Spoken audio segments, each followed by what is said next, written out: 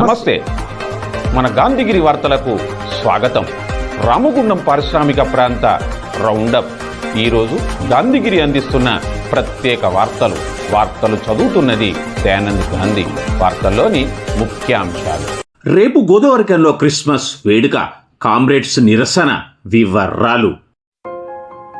ఈ రోజు గాంధీగిరి వార్తలను సమర్పిస్తున్నది శ్రీకాంత్ కంటి దవాఖానా. కోల్బెల్ కు కంటిపాప, అన్ని వర్గాలకు వెలుగు కిరణం. డాక్టర్ శ్రీకాంత్ సారథ్యంలో వైద్య సేవల్లో శ్రీకాంత్ కంటి దవాఖానా. ఏప్రిల్ 15 నుండి ప్రతి గురువారం ఉచిత వైద్య నేత్ర శిబిరం. కంటి పొరకు ఆపరేషన్ 5,000 రూపాయలకే చేయబడును.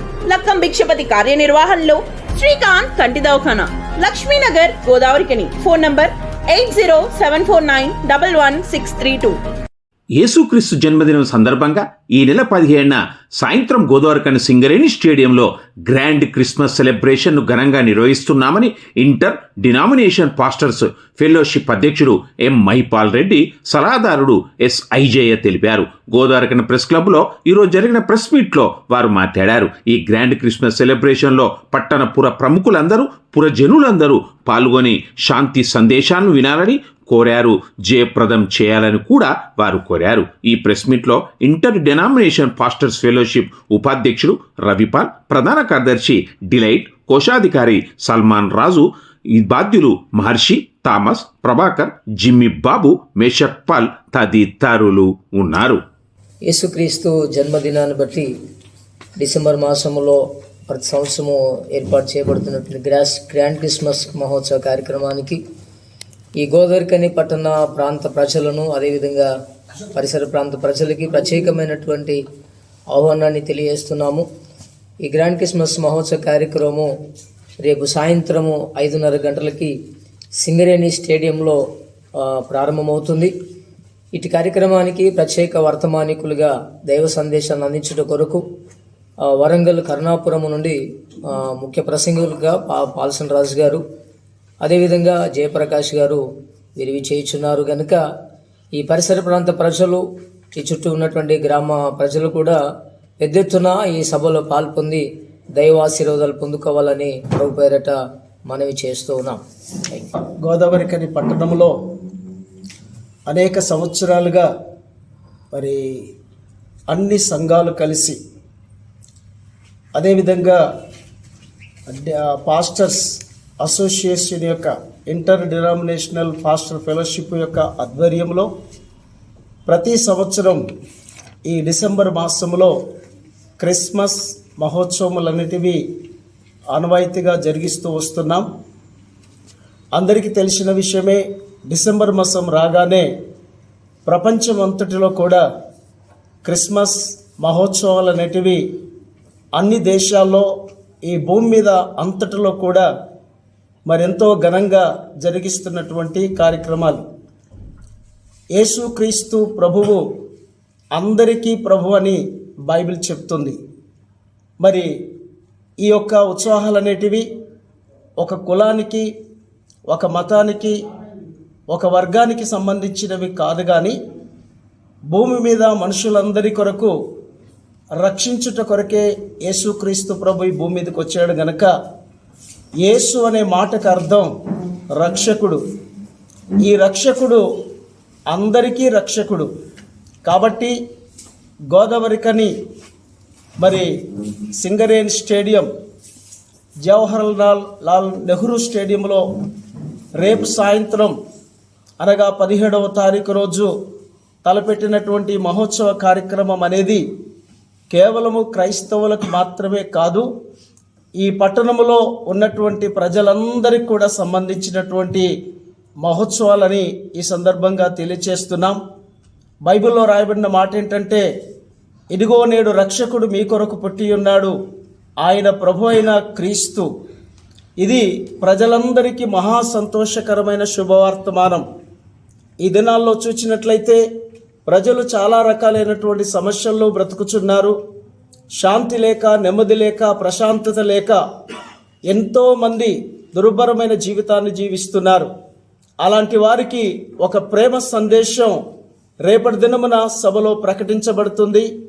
అందరికీ మరి ఉపయోగకరమైనటువంటి ఈ మహోత్సవంలో ప్రతి ఒక్కరు కూడా కులాలకు అతీతంగా మతాలకు అతీతంగా పాలు పొంది దైవాశీర్వాదములు పొందవలనని ప్రేమపూర్వకంగా పట్టణ ప్రజలందరినీ కూడా మేము ఆహ్వానిస్తున్నాం. ఈ సభలో ప్రతి ఒక్కరు కూడా పాలు పొంది మరి ఈ సభను, ఈ మహోత్సవమును విజయవంతము చేయాలని పట్టణ ప్రజలందరినీ కూడా, ముఖ్యంగా క్రైస్తవ సంఘాలన్నిటిని కూడా ఈ యొక్క సమావేశంలో ప్రత్యేకంగా కోరుతున్నాం. కామ్రేడ్ యు రాములు స్తూపాన్ని కూల్చివేయడం దుర్మార్గమైన చర్య అని సిపిఎంఎల్ న్యూ డెమోక్రసీ, ఐఎఫ్టి జిల్లా కమిటీలు తీవ్రంగా ఖండించాయి. ఈరోజు CPML new democracy, IFT Peddapalli జిల్లా కమిటీల ఆధ్వర్యంలో కామ్రేడ్ రాములన్న స్తూపాన్ని కూల్చివేయడాన్ని నిరసిస్తూ గోదావరికని పైలాన్ చౌరస్తా వద్ద నిరసన కార్యక్రమాన్ని చేపట్టారు. ఈ సందర్భంగా నాయకులు కె రాజన్న, ఈ నరేష్ మాట్లాడారు. ఈ నిరసన కార్యక్రమంలో నాయకులు B Ashok, Chiluka Shankar, M Durgaiah, B Buchaiah, Kolluri Mallesh, Sammeta Tirupathi, I Sambaiah, R Rayamallu, Gunduru Rajaiah, Narsaiah, Praveen, Srinivas తదితరులు ఉన్నారు.